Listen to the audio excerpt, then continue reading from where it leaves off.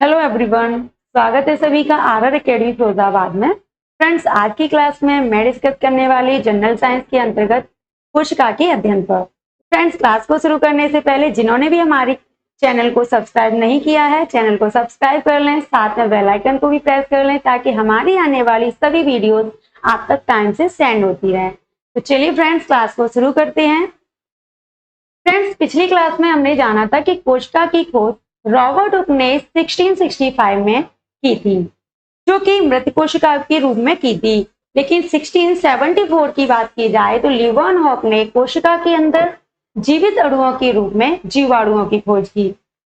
आगे की दौर में 1932 ईस्वी में जर्मनी के दो वैज्ञानिक नॉल एवं रश्का जर्मनी के दो वैज्ञानिक नॉल एवं रश्का ने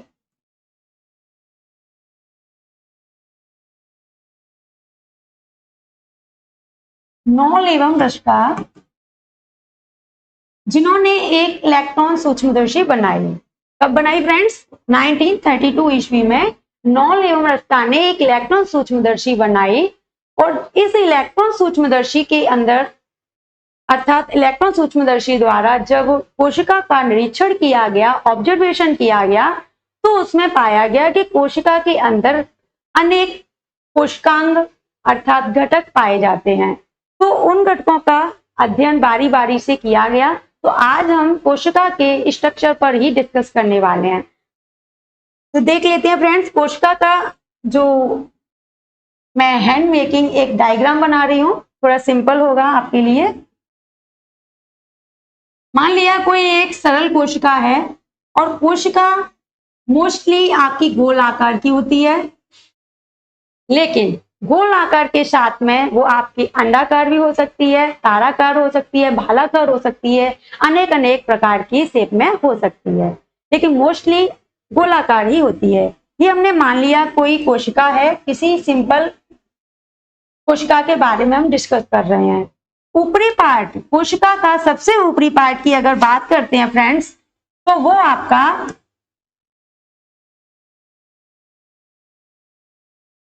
सबसे ऊपरी पार्ट आपका कोशिका झिल्ली,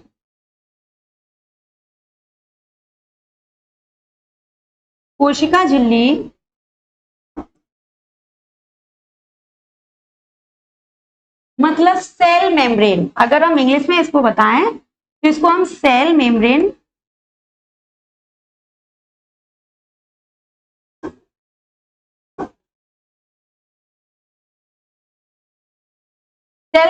कहते हैं कोशिका झिल्ली को। जंतु कोशिकाओं में जो सबसे ऊपरी आवरण होता है वो फ्रेंड्स कोशिका झिल्ली ही होता है। अब इसके अंदर मिडिल पार्ट में एक लगभग गोल आकार का एक केंद्रक पाया जाता है, इसको हम केंद्रक ही कहते हैं। लगभग गोल आकार का होता है, इसको फ्रेंड्स हम बोलते हैं केंद्रक।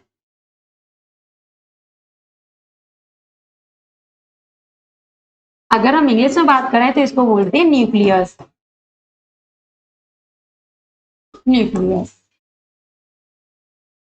इस अंदर के पूरे पार्ट में फ्रेंड एक तरल पदार्थ भरा होता है जिसको हम बोलते हैं कोशिका द्रव्य। इसको फ्रेंड्स क्या बोलते हैं हम? कोशिका द्रव्य।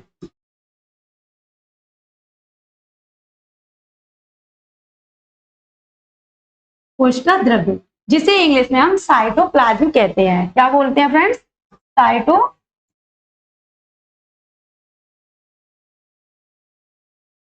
साइटोप्लाज्म बोलते हैं। ठीक, सिंपल वे में बता रही हूँ क्योंकि जो डायग्राम होता है आपको उसमें सारा कुछ एक साथ ही दे दिया जाता है, तो आप उसको अच्छे से एक्सप्लेन या समझ नहीं पाते हैं। हमने केवल यहाँ क्या बताया आपको? अगर हम जंतु कोशिकाओं के लिए बात करते हैं तो फ्रेंड्स जो सबसे ऊपरी आवरण होता है जो आप देख पा रहे हैं, इसको कोशिका झिल्ली या सेल मेम्ब्रेन कहते हैं, जिसके बारे में हम आगे टॉपिक में डिस्कस करने वाले हैं। ये हमारी डिटेल क्लास होने वाली है फ्रेंड्स। और अगर हम मिडिल पार्ट की बात करते हैं तो इसको केंद्रक अर्थात न्यूक्लियस बोलते हैं। इसमें एक तरल पदार्थ होता है, जेली जैसा पदार्थ होता है, पारगम्य सब्सटेंस बोल सकते हैं, जिसको हम कोशिका द्रव्य बोलते हैं। इंग्लिश में बात करें तो इसको हम साइटोप्लाज्म बोलते हैं। अच्छा, इसके अदर पार्ट की बात करते हैं। अगर हमने बोला ये जंतु कोशिका के लिए, लेकिन अगर हम बात करें कि पादप कोशिकाओं के लिए क्या होता है, तो फ्रेंड्स पादप कोशिकाओं में कोशिका झिल्ली के ऊपर एक और झिल्ली होती है, या हम आवरण बोल सकते हैं इसको। एक और झिल्ली होती है, सॉरी झिल्ली नहीं कहेंगे इसको, हम बोलेंगे आवरण। ये बहुत ही दृढ़ आवरण होता है जो कि सभी अंदर के पार्ट्स को सुरक्षित रखने के लिए भी कार्य करता है। तो मैंने इस तरीके से, ये एकदम टच होती है, इस तरीके से दिखती नहीं है फ्रेंड्स। इसको हम बोलते हैं कोशिका भित्ति। कोशिका भित्ति क्या बोलते हैं इसको? कोशिका भित्ति।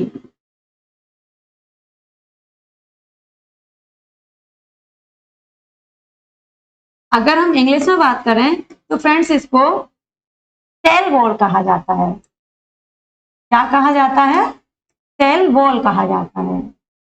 यहां मैं आपको डायग्राम बुक से भी दे सकती थी, या आपका ये 3D वाला दे सकती थी, लेकिन स्पेशली मैंने आपको ये केवल सिंपल वे में समझाने की कोशिश की है। तो फ्रेंड्स मैंने आपको बताया कि जंतु कोशिकाओं का सबसे बाहरी आवरण होता है जिसे हम कोशिका झिल्ली, सेल मेम्ब्रेन कहते हैं।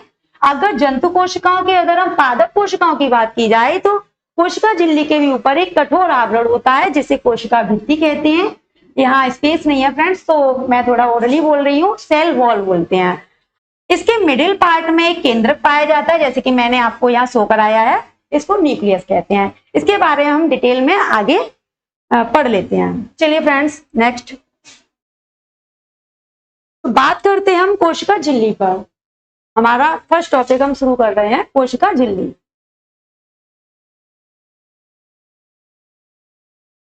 कोशिका झिल्ली जिसे सेल मेम्ब्रेन बोलते हैं, यह जंतु कोशिका की, जो मैंने अभी आपको बताया, यह जंतु कोशिका की सबसे बाहरी परत होती है, लेयर होती है, परत होती है सबसे आउटर।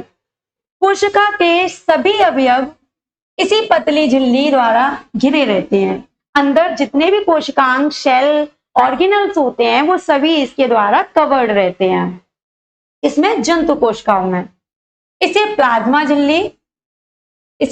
झिल्ली भी कहा जाता है फ्रेंड्स। ठीक, ये आपका इंपॉर्टेंट पॉइंट है कि इसको अगर आ जाता है कि कोशिका झिल्ली का अदर नेम क्या है, तो हम बोल सकते हैं कि इसको प्लाज्मा झिल्ली भी कहा जाता है। ये सबसे बाहरी परत होती है लेकिन जंतु कोशिकाओं के अंदर।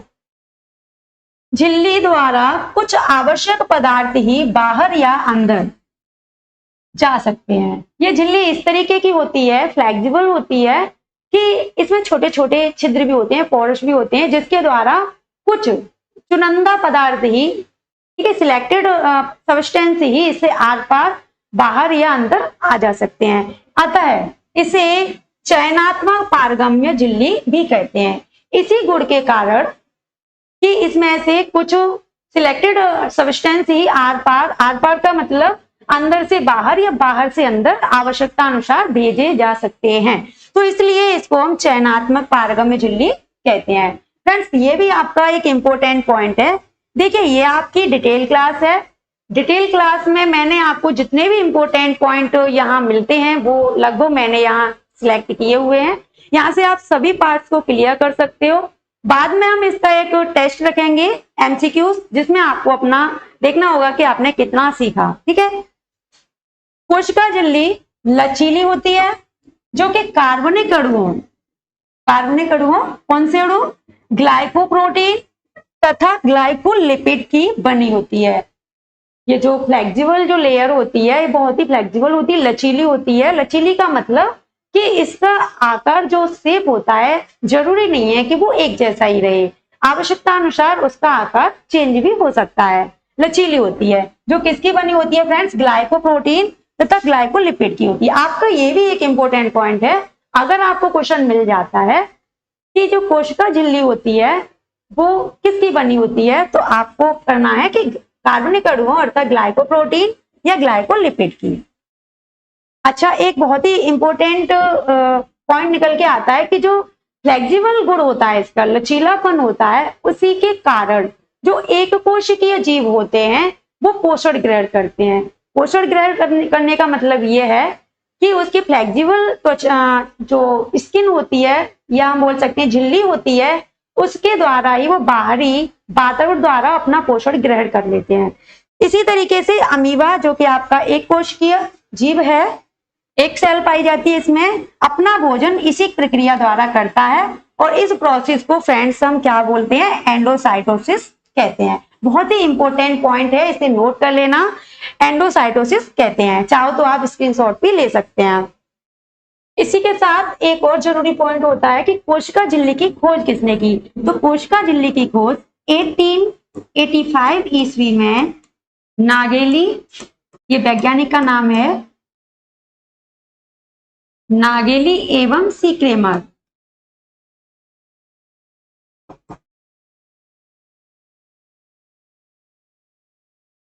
नागेली एवं सी क्रेमर ने इसकी खोज की। अच्छा, एक और पॉइंट होता है कि इसमें लगभग 60 से लेकर 80% लगभग इसमें प्रोटीन पाया जाता है, प्रोटीन पाया जाता है,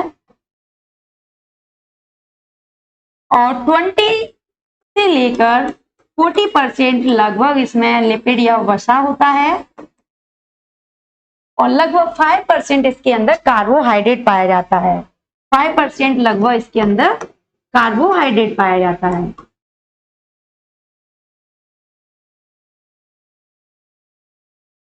कार्बोहाइड्रेट पाया जाता है। ठीक फ्रेंड्स,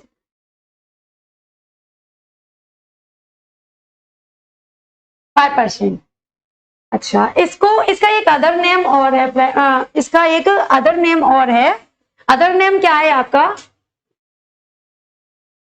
इसको एक्टोप्लास्ट भी बोलते हैं, इसको एक्टोप्लास्ट भी कहते हैं। तो फ्रेंड्स, यहां से लगभग कोशिका झिल्ली अर्थात सेल मेम्ब्रेन से रिलेटेड लगभग मैंने पूरी जानकारी आपको दे दी है। यहां से आपको बहुत सारे एमसीक्यूज कंप्लीट हो सकते हैं।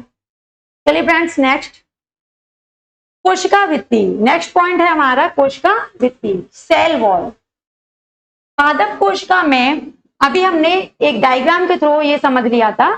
जंतु कोशिकाओं में ये क्या होता है, कोशिका झिल्ली सबसे बाहरी आवरण होती है, लेकिन पादप कोशिकाओं के लिए बात करी जाए तो कोशिका झिल्ली के भी ऊपर पादप कोशिका में कोशिका झिल्ली के चारों ओर एक परत होती है जो कोशिका भित्ति कहलाती है। कोशिका झिल्ली के चारों ओर एक आवरण होता है, हार्ड आवरण होता है, जो कोशिका भित्ति सेल वॉल कहलाता है। कोशिका भित्ति की मध्य पटलिका कैल्शियम, अगर आपका कभी कंपोनेंट्स भी पूछ लिया जाता है कि सेल वॉल की जो पटलिका होती है या लेयर होती है वो किसकी बनी होती है, तो आप इसको हाईलाइट कर सकते हैं। कोशिका भित्ति की मध्य पटलिका कैल्शियम, मैग्नीशियम और पैक्टेट, ये सब्सटेंस हैं, ये बनी होती है। ठीक फ्रेंड्स, ये दो कोशिकाओं को जोड़े रखती है।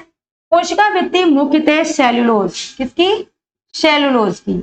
ये आपका सबसे हाईलाइटेड करने वाला पॉइंट है। यहां से कई बार क्वेश्चन आपको देखने को मिल जाता है कि पादप कोशिकाओं की जो कोशिका भित्ति होती है वो किसकी बनी होती है। तो फ्रेंड्स, आपका उस जगह राइट ऑप्शन हो जाएगा सेलुलोज। सेलुलोज नामक पदार्थ की बनी अत्यंत दृढ़ होती है। ठीक है, अर्थात हम बोल सकते हैं कि आपको अगर क्वेश्चन मिल जाता है कि पादप कोशिकाओं की कोशिका भित्ति किसकी बनी होती है, तब आपका राइट ऑप्शन होना चाहिए, क्या होना चाहिए, आपको होना चाहिए सेलुलोज। लेकिन आपको डायरेक्टली ये बोल दिया जाए कि कोशिका भित्ति किसकी बनी होती है, तब भी आपका राइट ऑप्शन क्या होना चाहिए फ्रेंड्स, सेलुलोज। लेकिन आपसे पूछा जाए कि जीवाणुओं की कोशिका भित्ति किसकी बनी होती है या कवकों की कोशिका भित्ति किसकी बनी होती है, तब आपका राइट ऑप्शन सेलुलोज नहीं होना चाहिए।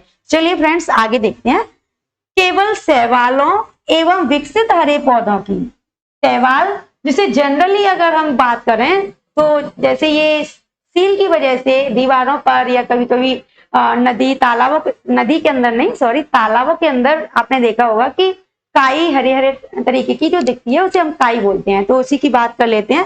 वैसे तो शैवाल कई तरीके के होते हैं, बहुत छोटे छोटे भी होते हैं, लेकिन हम जनरली उसी की बात यहाँ कर ले रहे हैं।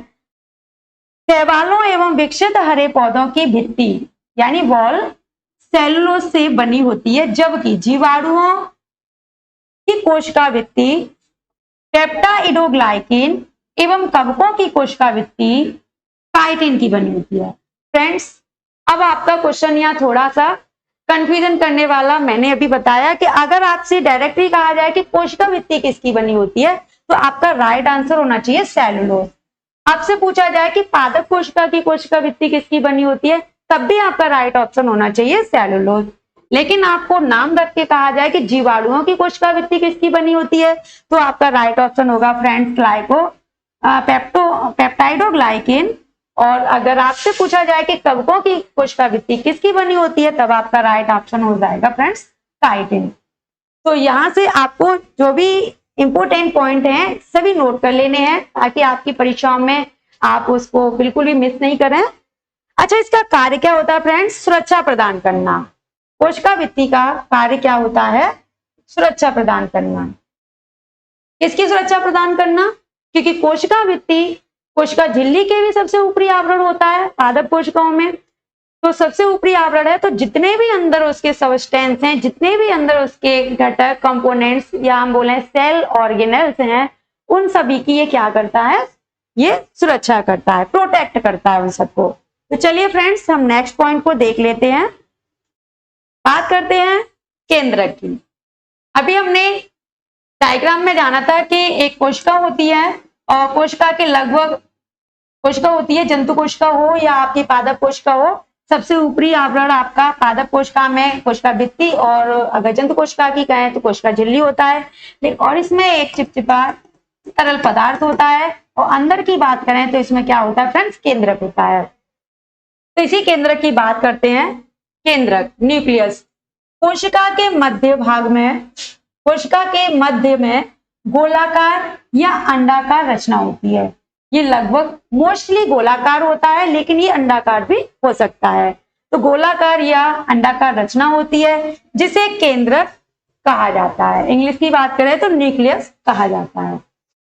केंद्रक को कोशिका का नियंत्रण केंद्र क्या कहते हैं फ्रेंड्स? नियंत्रण केंद्र भी कहा जाता है। यहां से ये आपके लिए इंपोर्टेंट पॉइंट निकल के आता है। नियंत्रण केंद्र कहें या हम बोल सकते हैं कि प्रबंधन का कार्य कौन करता है, तो वो आपका कोशिका का केंद्र करता है। केंद्र की खोज, इंपोर्टेंट पॉइंट, केंद्र की खोज किसने की? तो 1831 ईस्वी में रॉबर्ट ब्राउन ने की। बहुत ही मोस्ट इंपोर्टेंट पॉइंट है, जनरली कॉम्पिटिशन्स में ये आपको देखने को मिल जाता है। ठीक है फ्रेंड्स, तो चलिए आगे बढ़ लेते हैं। केंद्रक, अब हम बात करते हैं, अभी हमने जाना केंद्रक के बारे में, अब हम बात करेंगे केंद्रक के भाग के बारे में। ये आपके पास कोशिका शो हो रही है, ये आपकी कोशिका है, ये जनरली कोशिका है। कोशिका के अंदर ये सभी आपको दिख रहे हैं, ये सब कोशिकांग हैं जिनके बारे में हम नेक्स्ट क्लास में डिस्कस करेंगे। और हम बात कर रहे हैं अभी फ्रेंड्स इसकी, इस पार्ट की, इस पार्ट की। ये आपका क्या है? ये है आपका न्यूक्लियस। न्यूक्लियस, अब हम बात कर रहे हैं न्यूक्लियस के पार्ट्स की, भाग की।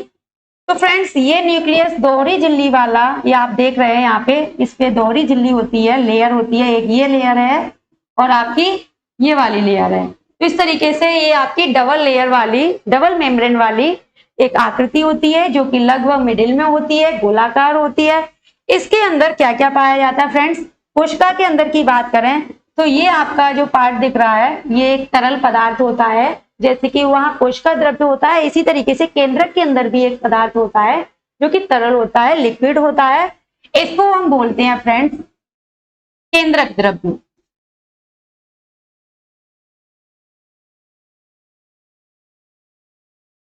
केंद्रक द्रव्य, यहां पर भी ये केंद्रक द्रव्य न्यूक्लियोप्लाज्म, और इसके अंदर भी एक गोल आकृति होती है, इसके अंदर भी एक गोल, मतलब केंद्र के अंदर भी एक गोल आकृति होती है, उसे हम क्या बोलते हैं फ्रेंड्स? उसे बोलते हैं केंद्रिका। जो आपका दे रखा है इसको बोलते हैं हम केंद्रिका।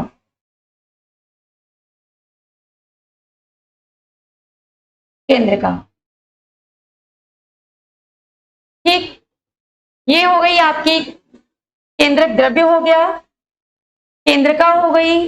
अब केंद्रक झिल्ली, इसके ऊपर जो आवरण होता है, मैंने अभी बताया 2 लेयर्स होती हैं या 2 मेम्ब्रेन्स होती हैं, उसको फ्रेंड्स हम बोलते हैं केंद्रक झिल्ली।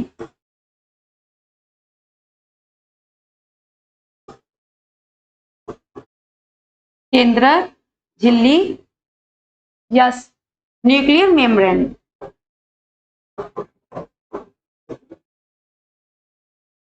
केंद्रक झिल्ली क्या काम होता है? केंद्रक झिल्ली, ये हमने पार्ट्स जान लिए। तो फ्रेंड्स, केंद्रक झिल्ली जो होती है ये एक आवरण का कार्य करती है। इसके अंदर जो होता है केंद्रक द्रव्य, इसमें धागे नुमा बहुत सारे आकृतियां पाई जाती हैं जिन्हें हम क्रोमेटिन कहते हैं। आगे उसके बारे में भी जान लेंगे। अंदर का जो पार्ट्स होता है फ्रेंड्स, इसे बोलते हैं केंद्रिका।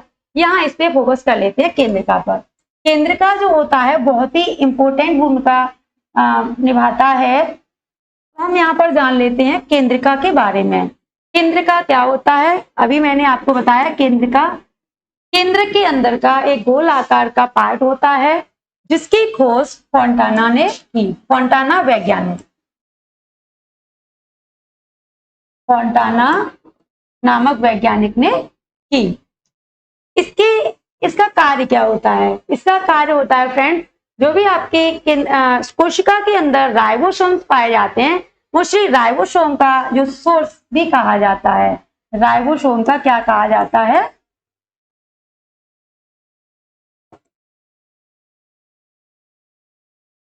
राइबोसोम का स्रोत भी कहा जाता है। किसको? केंद्रिका को। मतलब ये कि यहाँ पर राइबोसोम बनते हैं। राइबोसोम बनते हैं। ठीक, चलिए फ्रेंड्स आगे बढ़ते हैं नेक्स्ट पॉइंट पर।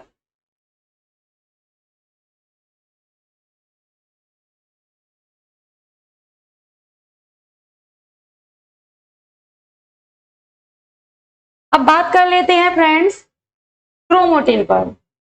क्रोमेटिन केंद्रक द्रव्य में, केंद्रक द्रव्य में अभी हमने बात की, ये इसके केंद्रक, ये केंद्रक है। इसके अंदर मैंने बताया ये आपका क्या होता है फ्रेंड? केंद्रक द्रव्य होता है। इसी केंद्रक द्रव्य के अंदर आप ये देख रहे हैं छोटी छोटी संरचनाएं,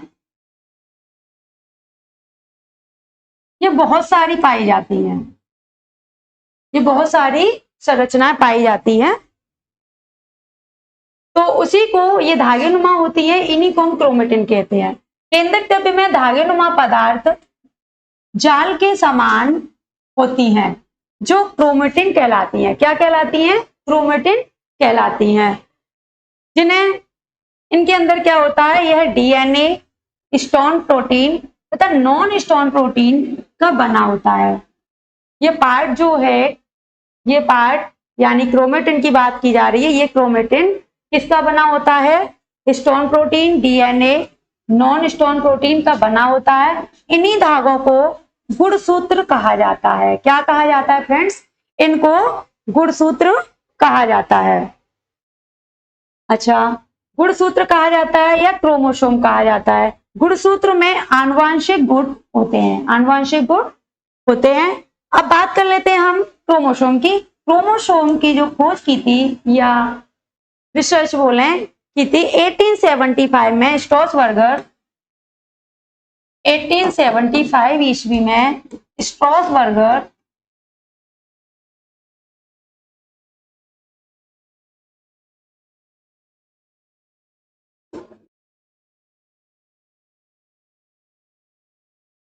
स्ट्रॉसबर्गर नामक वैज्ञानिक ने की थी। लेकिन 88 ईस्वी में वॉल्डेयर, 1888 ईस्वी में वॉल्डेयर नामक वैज्ञानिक ने इनको गुणसूत्र कहा। वॉल्डेयर नामक वैज्ञानिक ने इनको क्या नाम दिया फ्रेंड्स? गुणसूत्र।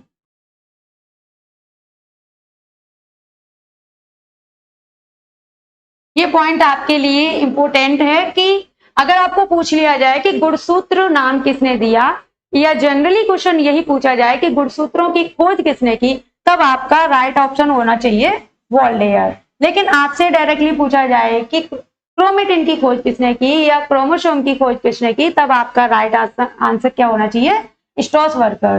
क्रोमेटिन को ही क्रोमोसोम या गुणसूत्र कहा जाता है। तो चलिए फ्रेंड्स, आज की क्लास हम यही समाप्त करते हैं। इसी तरीके से जुड़े रहिए हमारी क्लास के साथ।